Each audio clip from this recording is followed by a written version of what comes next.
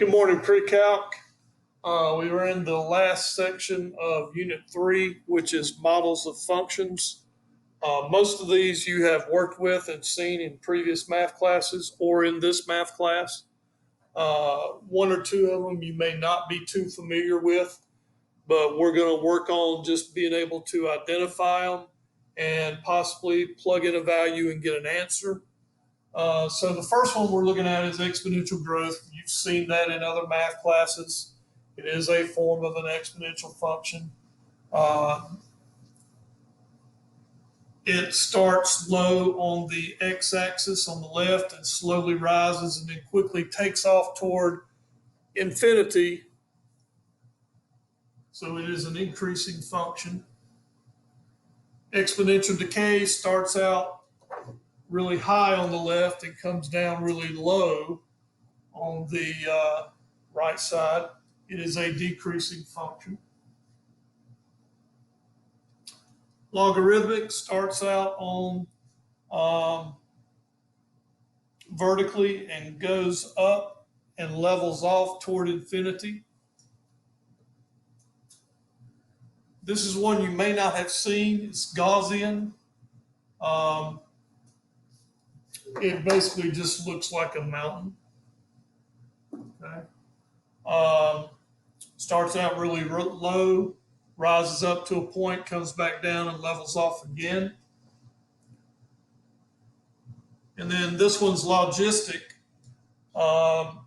mostly used for population type growth of a species, maybe fish in a pond or a species of animal out in Africa somewhere. Looks sort of like an S. Starts out really low, rises pretty quick, and then levels off again.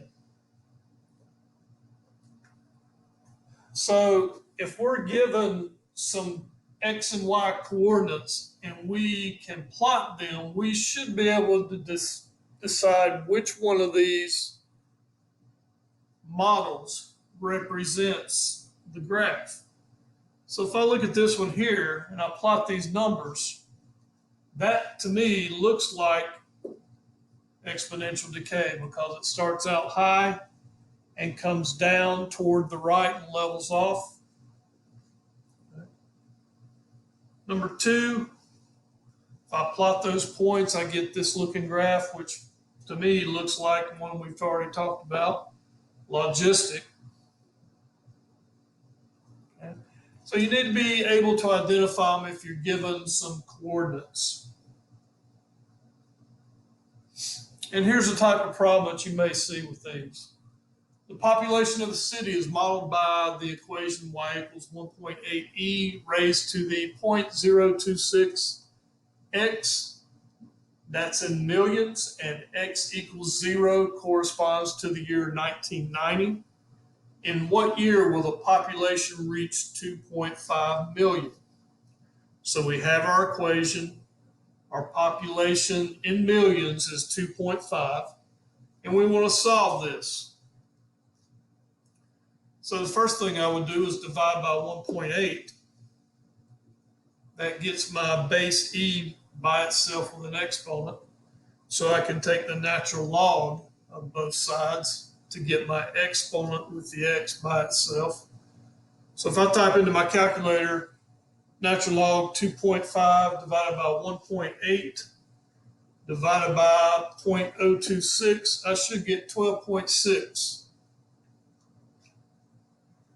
12.6 says, in what year will the population reach 2.5 million?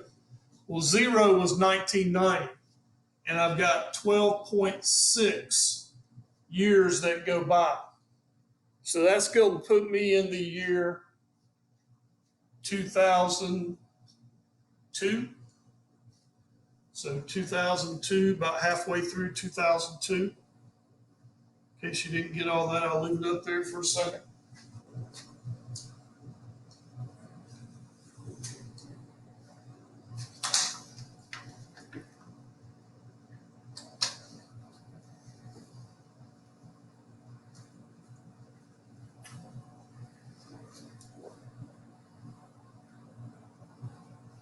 Next one. You've seen something similar to this already. An accountant has an initial investment of $600, and the amount after 10 years is $1,505. If the interest is compounded continuously, find the rate and how long it takes for the money to double. First thing I need to do is find the rate. If I don't have the rate, I can't figure out how long it's going to take to double. So I'm solving for R in the first one. I started out with 600. I ended up with 1505. Divide by 600.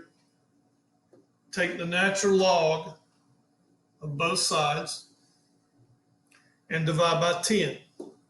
And I find out that my rate is 9.2%.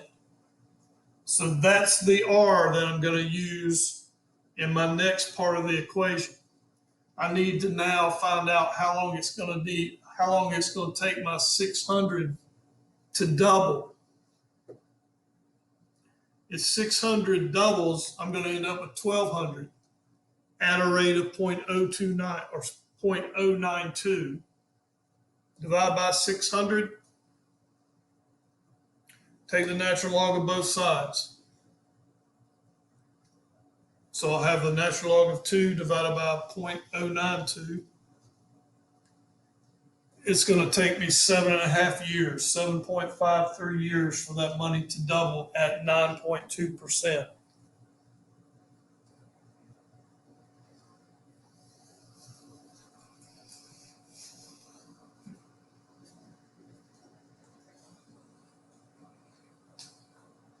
So that concludes all the information from Unit 3.